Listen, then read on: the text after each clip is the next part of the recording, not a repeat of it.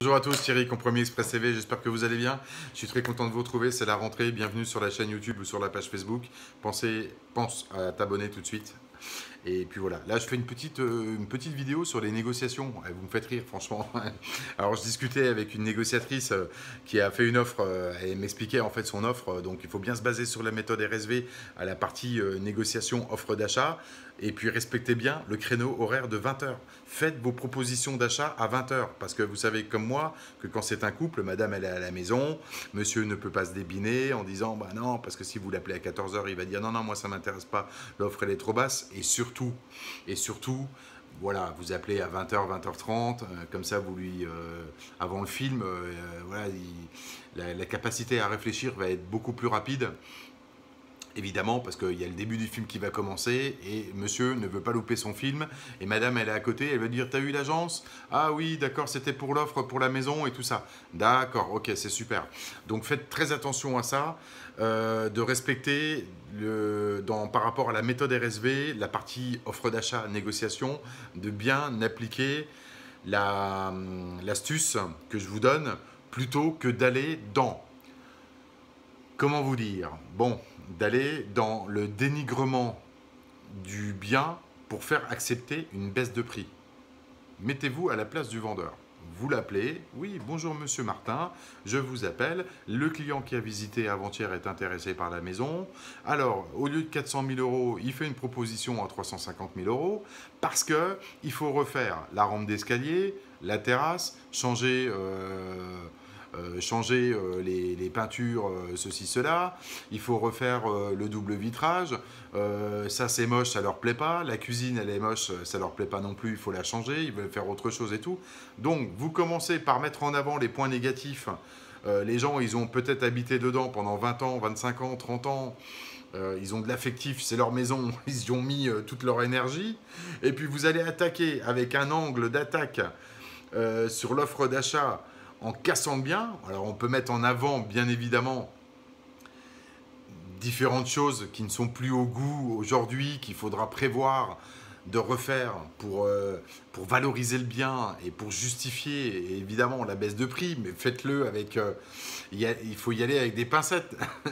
Si vous y allez à coup de caterpillar, bam bam bam, et vous détruisez le mec là, alors qu'il a un affect, parce que c'est un métier où les gens ils ont de l'affect, c'est leur maison, c'est leur bébé, même s'ils la vendent, vous allez toucher leur affectif. Donc c'est extrêmement important de mettre en avant bien d'autres choses.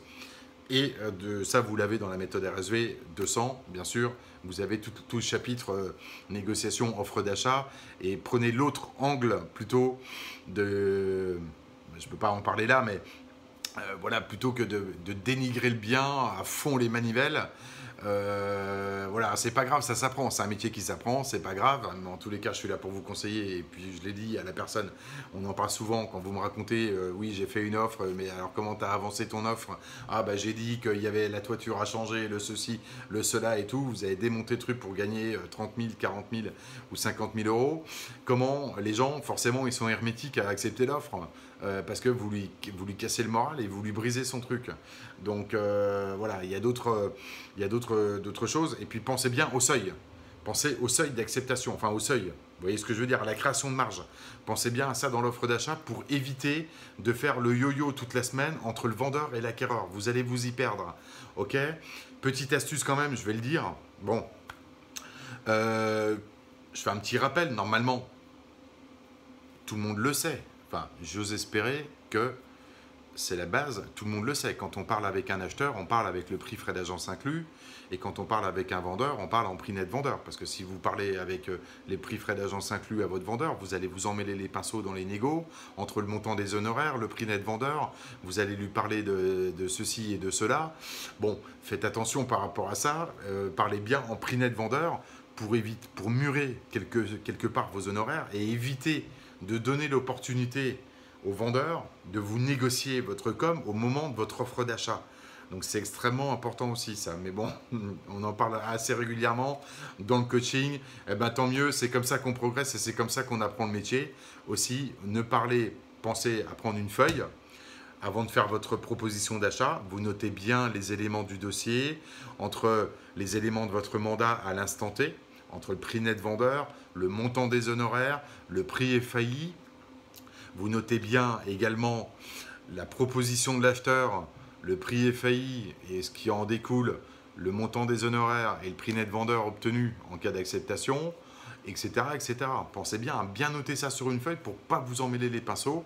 Et bien sûr, ceux qui ont mis 11 470 € d'honoraires, la gymnastique chiffrée est évidemment un peu plus compliquée.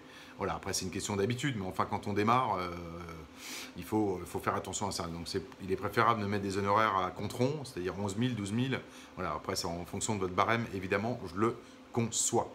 OK? Mais pensez bien à vous organiser en termes d'appel du propriétaire, toujours plutôt, pas le matin à 9 h, c'est pas la peine, mais plutôt en fin d'après-midi, en début de soirée, comme vous voulez.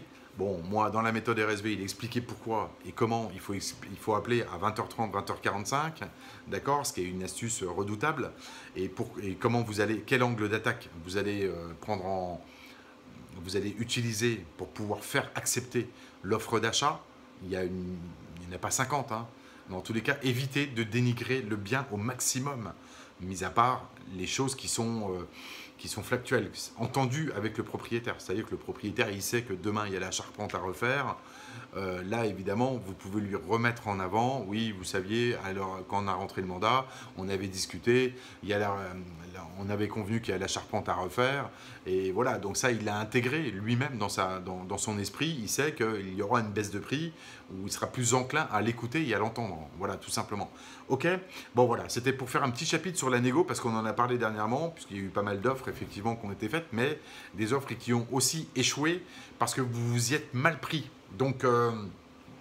Donc voilà, donc prenez bien la méthode RSV, le chapitre, respectez bien ça, ça fonctionne. Et puis en plus de ça, ça va vous donner un automatisme. Donc tout le temps, vous allez toujours faire la même chose. C'est-à-dire qu'à chaque fois que vous aurez une offre d'achat, vous allez prendre l'habitude de la faire à 20h30, vous allez prendre l'habitude de parler avec un angle qui sera toujours le même. Et puis vous allez vous habituer psychologiquement, enfin mentalement, mécaniquement, vous allez vous habituer à optimiser et à faire accepter vos offres d'achat parce que vous serez performant dans la proposition de l'offre d'achat d'un acheteur à un vendeur. Et puis pensez bien au seuil pour éviter de faire le yo-yo toute la semaine. Un coup j'appelle le vendeur, il est d'accord, après il n'est plus d'accord, il faut que je rappelle l'acheteur pour essayer de lui faire augmenter son prix, etc. Là, vous prenez un énorme risque d'arriver dans une situation de blocage. Voilà, et après, il faudra peut-être faire un geste sur les honoraires parce que l'objectif, c'est quand même de ne pas louper une vente. Donc, des fois, il vaut mieux perdre un peu plutôt que de louper une vente bêtement. OK? Bon, retrouvez-nous sur la page Facebook, sur la chaîne YouTube. Pensez à vous abonner, à cliquer sur la cloche pour recevoir les notifications des dernières vidéos. Je vous souhaite à tous une très très bonne rentrée, une bonne prospection, une bonne rentrée de mandat. Il faut y aller à fond. Et puis, de belles ventes, évidemment, ça va de soi. Voilà, toutes les informations en dessous des vidéos, et puis vous pouvez me contacter par téléphone ou par email compromisexpressfrance@gmail.com pour accéder aux différents packs formation RSV 66, RSV 200, RSV Premium, et après il y a les Premium Plus. Vous retrouvez les informations sur la page Facebook. Je vous dis à bientôt, ciao, bye bye.